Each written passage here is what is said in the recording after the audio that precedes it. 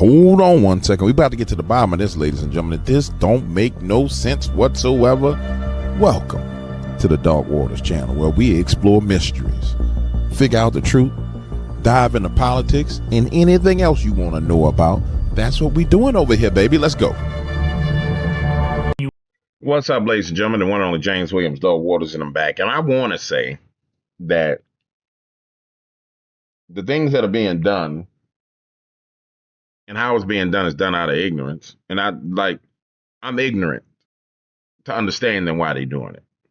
So my perspective on it is ignorance. Like, I don't understand any workings of how come the people who committed election fraud are not arrested, locked up, and put in prison. I want to say that. I want to say it's my fault. You know what I'm saying?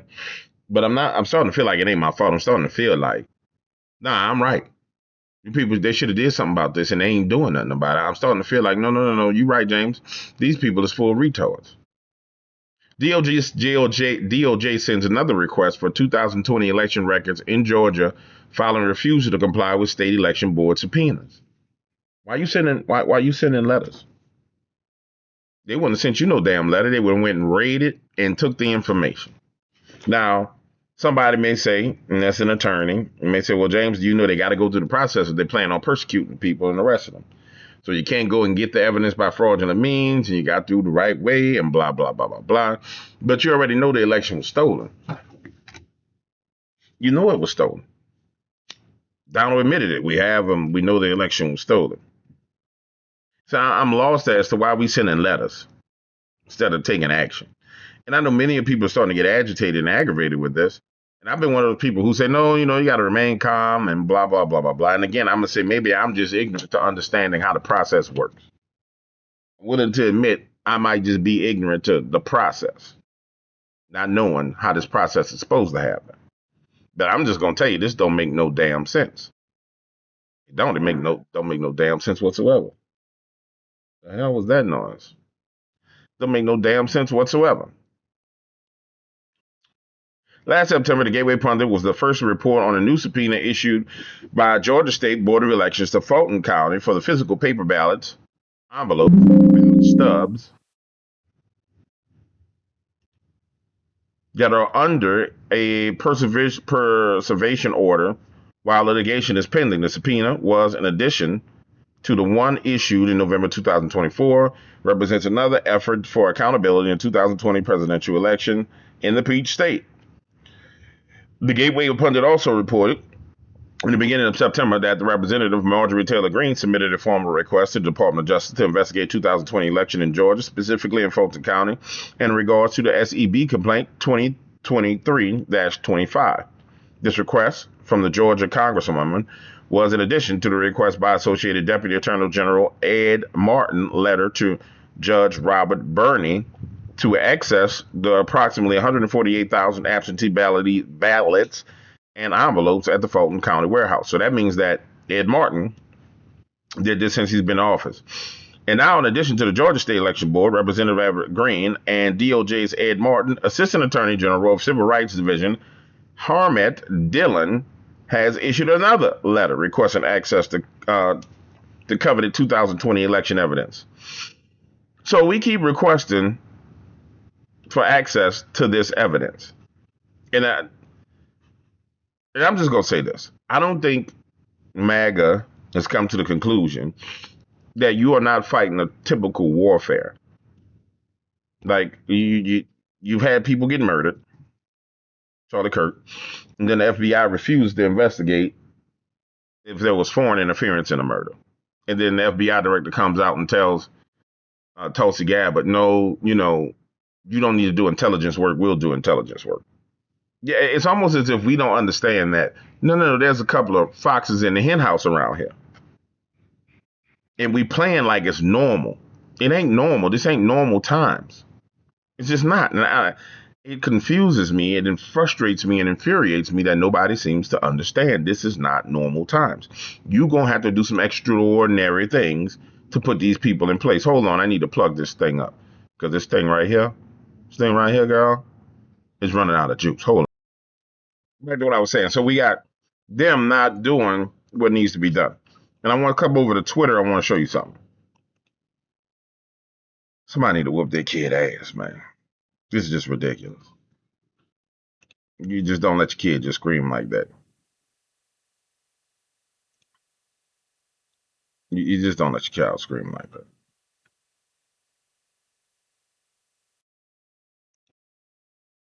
That's crazy. I don't know if y'all can hear that. If we're going for a couple more minutes, we have to go outside the gate and go see what's going on, make sure the kid ain't being kidnapped. But you've been screaming for 10 minutes. Sound like a kid who just spoiled and lost his damn mind. All right, here we go. Uh, Bannon's going to make the point I've been making. You can't negotiate your way out of this with these people. We're beyond the great thoughts. Think Mandami and that crowd are interested in your great thoughts? You think you're going to debate them? You think you're going to debate them? Chatham House rules, is that what you're going to do? Is this what we're going to do, have a debate? National Review is going to have a special issue on the debating Mandami. They are Bolsheviks. They're Marxist. They're Marxist jihadists. The Red-Green Alliance. What Raheem Kassam and what Trevor Loudon and Frank Gaffney and people said for years and were laughed and mocked at. And when they called out Sadiq Khan, this is going to be, and they, oh, you guys are racist, you're nativists, you're xenophobes, all of it. Check London out. How's that working out? How's it working out for the stabbing victims? We're working out good over there? That good?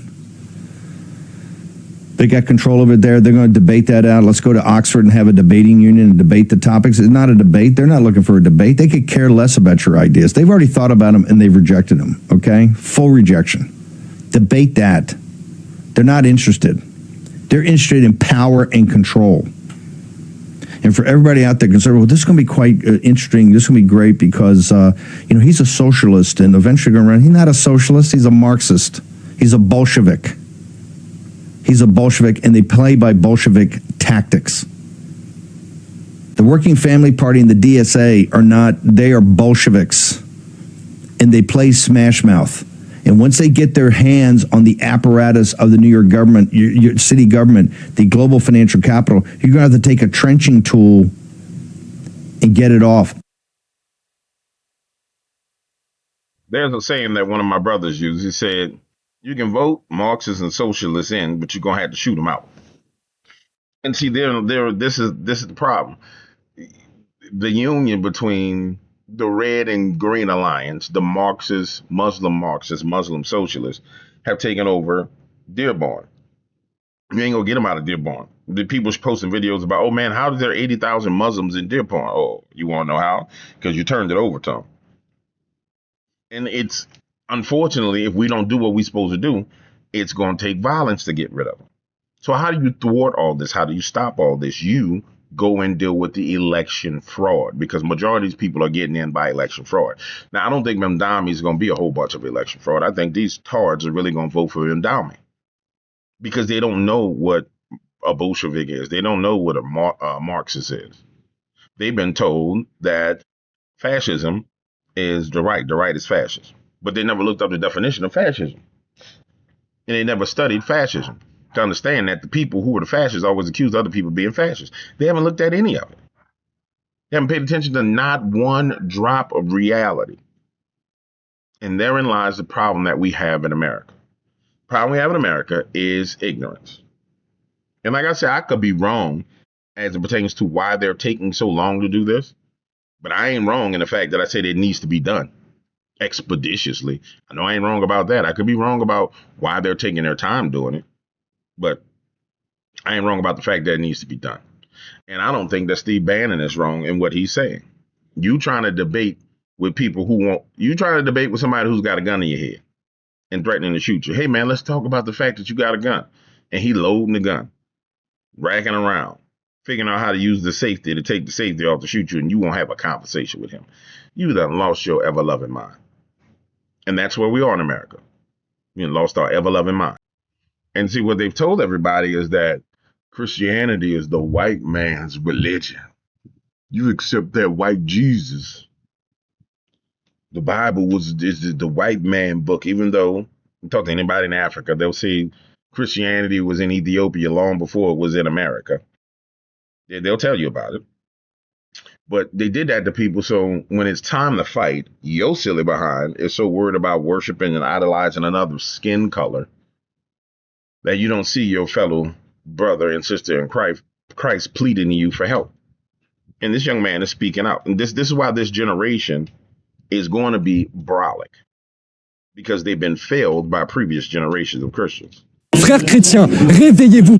Réveillez-vous, quand est-ce que vous comprendrez que les chrétiens sont en danger en Europe, que nos frères crèvent, nos frères sont en train de crever, en Syrie, en Irak, en Égypte, même au Liban, qui a été le dernier bastion chrétien du Proche-Orient, avec Christus Rex. Frères chrétiens, réveillez-vous, réveillez-vous quand... We're beyond the great thoughts. Let me just read what he said, because I don't speak no French. Christians in Europe need to wake up. When will you understand that Christians are in danger in Europe? Christians are dying in Syria, Egypt, Iraq, Nigeria, and even Lebanon, which used to be Christian countries. The same will happen to us.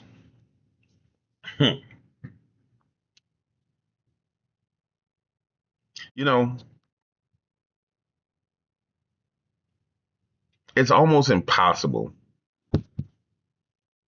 to make a person understand that's been in a Christian nation, that's never really experienced real Christian persecution, that has not studied what Christian persecution is, that barely believes the Bible. I mean, you are saved, you go to church. You know what I'm saying? You go to church on Sunday. That's about the only time you think about God is on Sunday when you go to church. It's almost impossible to make them understand what this is that's happening. And the danger is the way you learn in our kingdom is you can either come into a realization and come into understanding via the Holy Spirit, or you can go through trial by fire. And so the way I see it, there's brush fires burnt all across America. All over the place in America, just fires burning. And everybody's ignoring the fires. Everybody's acting like, oh, it'll be fine. Everything will be okay. Things will be fine. Nobody's going to persecute us. I'm American. You can't do that in America until it comes to your city, until it comes to your neighborhood. Then you're going to have them problems. But nobody won't believe it till it get there. Nobody wants to believe it till it gets there. We got to go on over to Alex Jones, because it's clear that what he's saying right here is true. Red alert, Netanyahu, AIPAC are attempting a hostile takeover of the Republican Party, President Trump's America First agenda. I'm going to go further to say this. Up until the point till we bombed Iraq, it seemed as if Netanyahu was getting everything he wanted. And then something flipped, and he got played. And when he got played, he came out and he verbally decreed and declared war against Christians in this nation. When he came out, and there was that video where he said, we're gonna get with X and all these other people to have them in TikTok and censor people who are anti-Semitic. That was a declaration of war. Then right after that, the AIPAC came out and said that Christian nationalism was anti-Semitic. So there was a war declared on this nation by him. And so now we're seeing it all over our social media feeds. It's actually quite disgusting to watch it all day. I can't open up X without seeing something about it. But it makes sense that you can't open up X without seeing something about it, because Elon Musk wants you to see what's going on. Elon said, no, I'm going to put this in front of the American people's face.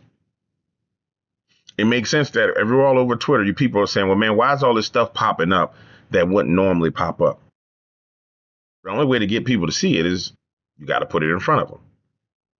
It's either that or somebody inside of X just jabbed him in the back. I don't believe it's Elon himself doing that. But let's let Alex talk about it. I'm pretty sure he'll open up on it in the first 2 minutes. The Israel First lobby, controlled by Netanyahu, is making a move to undermine Trump and bring down MAGA or take it over. They'll be happy either way. So they are going in systematically. I was viciously attacked when I was against the Iran hostilities So as anybody else, as Hitler 2.0, if you don't support whatever Netanyahu wants to do, you got to do what he says. And it's part of the eighth front war, and controlling Americans and censoring Americans is the eighth front, as he said last month. And it was already going on, but he's literally on television saying, we are going to censor the Americans. Well, I don't care who you are, the Chinese, the British, the Germans, the Mexicans, whoever you are. No. And so you've had J.D. Vance criticizing censorship in the EU and how they're trying to censor us over here in the UK. That's all great. And that's going on. That's a problem. But compared to the amount of power Israel has and its current leadership, I just want to be clear about that. This could change. This is the Likudniks through Netanyahu and the American Zionist and Christian Zionist lobby, because of vacuums there, because the Democrats have record low approval rating. They plunged in the ratings to lowest ever, lowest fundraising. They are attempting a takeover of the American political system. Now, they were already a powerful lobby on foreign affairs, particularly the Middle East, and foreign policy. And it was a stereotype to say the Jews run everything. And I looked at all the numbers and facts and said, well, they're a powerful integrated group. They're not one block, but yeah, it's a big power block. But no, it's not the whole shooting match. This, because of the massive awakening happening here and around the world and the populist uprisings that are happening, is an opportunistic attempt to move in and bring in the control and the censorship and everything else through the Republican Party, because that is ascendant because of populism and Trump and what we've been doing together 1776 worldwide. And so to do that, anybody that doesn't do exactly what Netanyahu and the Israel lobby and AIPAC and the ADL say is literally Hitler. Like, yeah, Alex, well, exactly what I was saying. You can see the programming all over the place.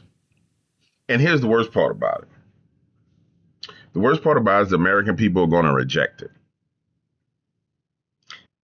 And the even more horrific thing about it is, you see, you're trying to propagandize a younger generation that's rejecting propaganda. And then you're trying to propagandize a generation that's coming into that's a part of a revival where the spirit of truth has been released. So you're propagandizing and making a move against the spirit of truth while simultaneously telling people, oh, we're God's chosen people. And then forcing that down everybody's throat. The problem with this is this rejection that's going to come is going to leave them all by themselves. And then they'll be trying to start a nuclear war and bring everybody into destruction, because the rejection is going to come. It doesn't matter how much you scream, no matter how loud you scream, people are rejecting it. It's because it's the fourth turning. It's a bad time for this maneuver. Everybody's awake and they're rejecting every lie. It's point blank, period. And they're exposing every lie.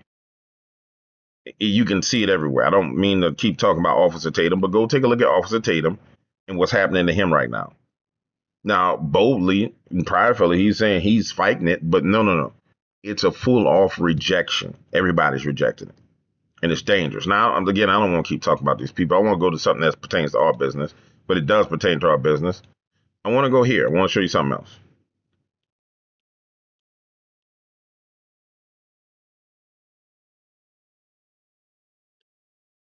Something that very few people know about in the South. But if you ever been in the South and ever been in business in the South, then you know that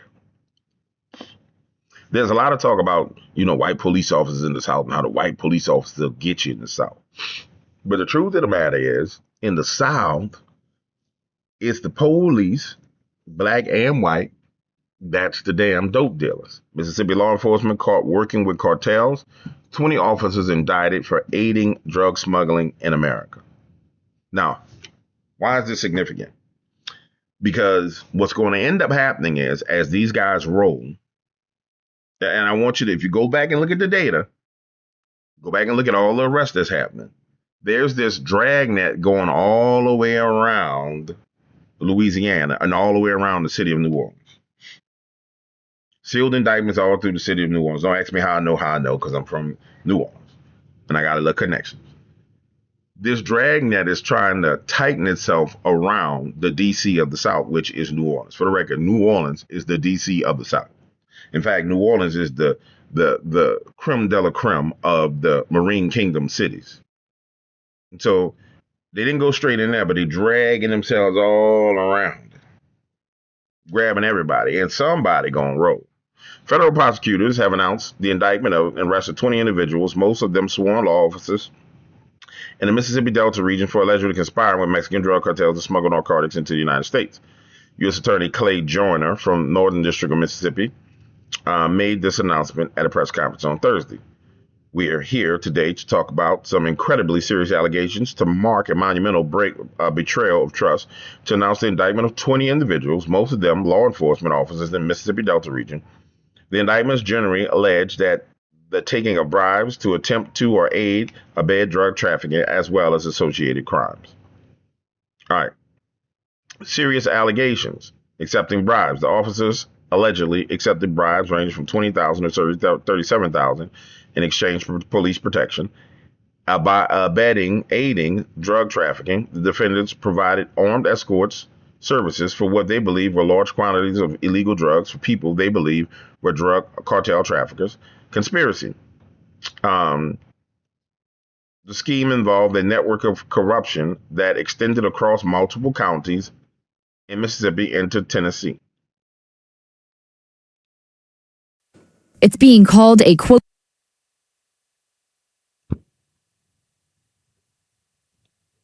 It's being called a, quote, monumental betrayal of public trust. 2 county sheriffs and 12 other law enforcement officers indicted in Mississippi, accused in a years-long conspiracy to traffic drugs across the state in exchange for money. They betrayed the trust that the public placed in them, disgraced the badge. The FBI saying the officers provided safe passage for drugs that in some cases were delivered to Memphis and as far as Miami. Some of the defendants allegedly escorting the drugs. Officials say in one case, the officers whose job it is to protect the public from illegal drug trade thought they were helping transport 55 pounds of cocaine through the Mississippi Delta, but the cocaine was actually from an FBI agent posing as a member of the Mexican cartel. The next step is delivering accountability for everyone who's betrayed the public's trust. Agents say some of the bribes topped $30,000. There are 20 suspects in all, including some from Tennessee. They have not yet entered a plea deal, and their lawyers have not commented. Wait till this damn Skittles comes out the bag. Wait till they rip open this bag of Skittles and they fall on the floor, and you see all the different colors and varieties and sizes of Skittles that pertain to this issue. This is about to be one of the most monumental things you ever seen in America, because the drug trafficking is done by law enforcement. Everybody knows it's done by law enforcement. It's been that way for a very long time. You know, America says it wants freedom, and I want America to be free. But we have to face the hard truth that there are things that people do in America that are in places of power that have to be exposed. Sorry, it's got to be exposed. That goes from the lobbyists to the FBI to all the way down to local law enforcement and local leaders. It has to be all exposed and dealt with. If it's not exposed and dealt with, we got major problems on our hands as a nation. And the craziest thing is we have a small window to do it. You have a 3-year window to do it. You don't really have that 4th year, that lame duck year. You have a 3-year window to do it. We're almost the first year in, and we're still seeing a bunch of resistance, and we're seeing attacks. And in my opinion, the counterattacks that we're launching are just not what's needed. In fact, I don't really see many counterattacks. Hopefully, this nation will get it together. And hopefully, 3 years from now, we won't be talking about people rounding us up and putting us in prison camps and killing us. And I know it sounds extreme, but that's what they said they was going to do. That's the plan is. That's what they're walking themselves through right now, the Podesta plan. The only problem is the what you would call them, the establishment Democrats who started the Podesta plan started to lose power. And so now it's the socialists and the Bolsheviks and the communists who have the Podesta plan, and they're running the Podesta plan, but they're crazy. So they're going ham with the Podesta plan. And therein lies the danger. All right, guys, I'll see y'all on the next video, on the late night video. Deuces.